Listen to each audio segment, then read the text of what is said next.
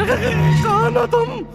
तुम तो ऐसे डर रहे हो जैसे मैं कोई भूत हूँ। घबराओ मत, मेरा नाम भंवरी देवी है। मैं इसी हवेली में रहती हूँ। इसका मतलब हम जिसे ध्रुव समझ रहे थे वो आप थे। अरे क्या बात है भाभी, आप में तो इस उम्र में भी गर्मी है। क्या सोच रहे हो तुम? यही कि आप एक नंबर की नॉटी हैं। क्या? जी नहीं कुछ नहीं, हम तो बस ऐसे ही मजाक कर रहे थे। ये बताइए आप यहाँ कब से रह रही हैं? यही कोई 215 सालों से। तुमको क्या लगता है तुम विक्रम भट्ट की फिल्म की कोई हीरोइन हो जो हमसे आकर इस तरह की बातें करोगी और हम डर जाएंगे? अरे हम प्रसाद हैं, हम डरने वालों में से नहीं हैं। ये बताओ हमारा दोस्त ध्रुव कहाँ है? अबे चूतिए, ये क्या बड़बड़ा रहा है? अच्छा हुआ तुम आ गए। हम अभी भंवरी जी से तुम्हारे बारे में पूछ रहे थे। कौन भंवरी जी? कौन भंवरी जी? तुम्हारे चाचा की बुआ के बेटे की लड़की भंवरी। हाँ नहीं तो साले तुम्हारे सामने खड़ी है और तुम पूछते हो कौन भंवरी? एक बात बता, तुझे इस हवेली में माल कौन लाकर दिया? माल? क्योंकि तू इस तरह की चूतिया बातें माल पीने के बाद ही करता है। तेरे और मेरे अलावा यहाँ कोई नहीं है। गांड का अंधे हो का बे? तुम्हारी आंखों के सामने यहाँ मस्त मिल से हमारी भंवरी जी खड़ी है और तुम हो कि देख ही नहीं पा रहे हो। ध्रुव ने एक बार फिर पूरे हॉल में देखा, उसे कहीं कोई दिखाई नहीं दिया। उसे लगा प्रसाद उसके साथ घटिया मजाक कर रहा है। प्रसाद को होश में लाने के लिए उसने एक थप्पड़ जड़ दिया।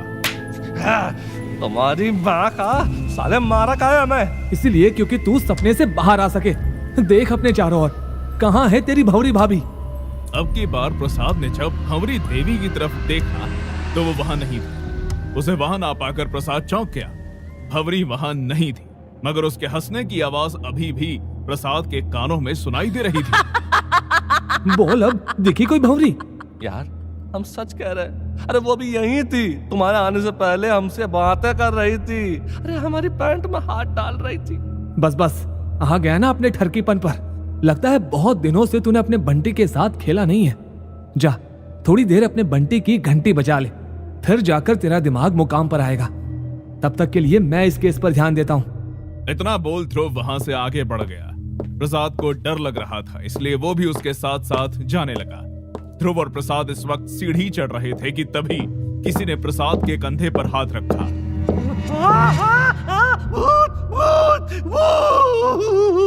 Relax bro, relax. मैं कोई भूत वूत नहीं हूँ, मेरा नाम प्रीतम है। तो साले पहले नहीं बता सकते थे? कामे हमें डरा दिया। सॉरी ब्रो, मुझे क्या पता था तुम इतने बड़े फट्टू होगे। अबे साले गधे के टट्टू, गांड फाड़ देंगे अगर कहेगा हमें फट्टू। अगर इतनी ही गांड फटी हुई होती ना तो तुमको और तुम्हारे दोस्तों को बचाने नहीं आते यहाँ। मेरे दोस्तों को बचाने? What are you saying man? किस चीज का नशा किया है, भांग या गांजे का? अबे साले प्रसाद के बच्चे, चूतिया हो गया है क्या? हमें इन लोगों को नहीं बताना है कि हम यहाँ पर क्यों आए हैं, नहीं तो सारा प्लान गड़बड़ हो जाएगा।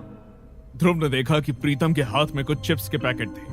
ये वही चकना था जो सारांश ने उससे मंगवाया था। इसके पहले प्रसाद कुछ और बकता, ध्रुव ने तीर कमान अपने हाथ में ले लिया। इसकी बात पर ध्यान मत दो। एक तो ये और एक हमारे विपक्ष पार्टी के पप्पू, दोनों क्या बोलते रहते हैं, किसी को कुछ समझ नहीं आता। वैसे तुम बताओ, तुम यहाँ क्या कर रहे हो? सब लोग कहते हैं ये हवेली हॉन्टेड है, जो भी यहाँ आता है मर जाता है। इस बात को गलत प्रूव करने के लिए मैं और मेरे दोस्त यहाँ इस हवेली में एक व्लॉग करने आए हैं।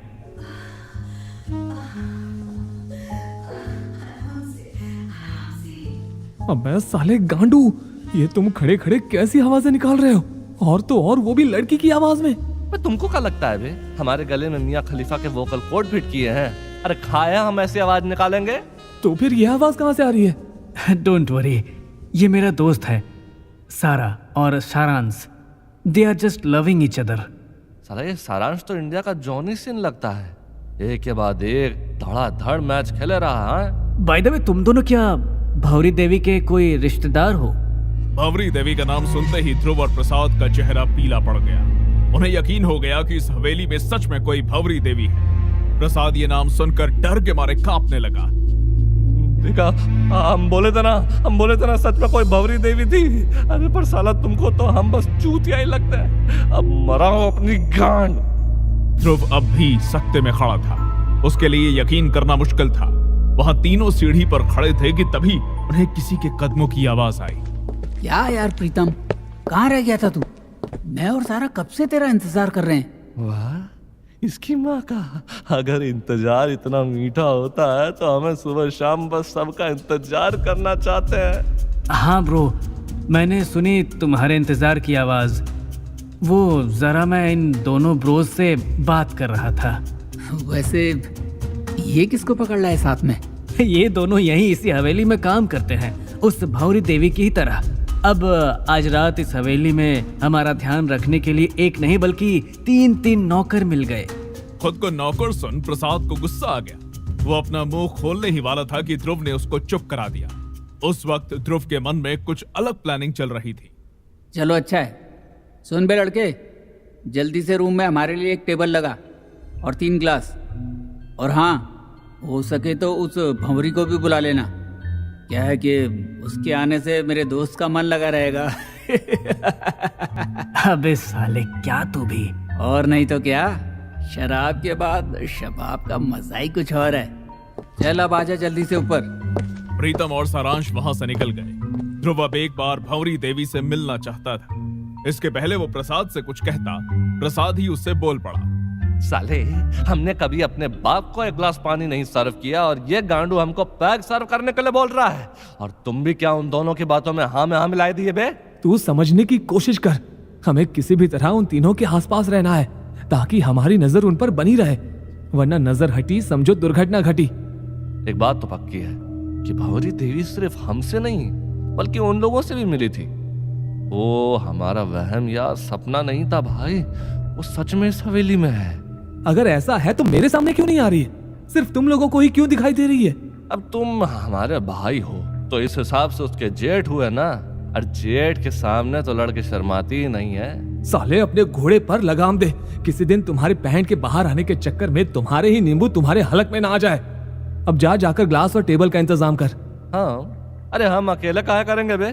तुम्हारी गांड में चुल थी ना वेटर बनने की, तो अब आओ और हमारी मदद करो। अगर भूत आएगा तो उसे तू भगाएगा?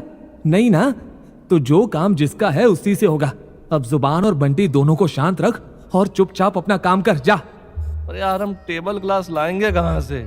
यहाँ क्या कोई सरोजनी मार्केट लगा है जो बहनचोद ये गांडू हमको ऑर्डर दे गया?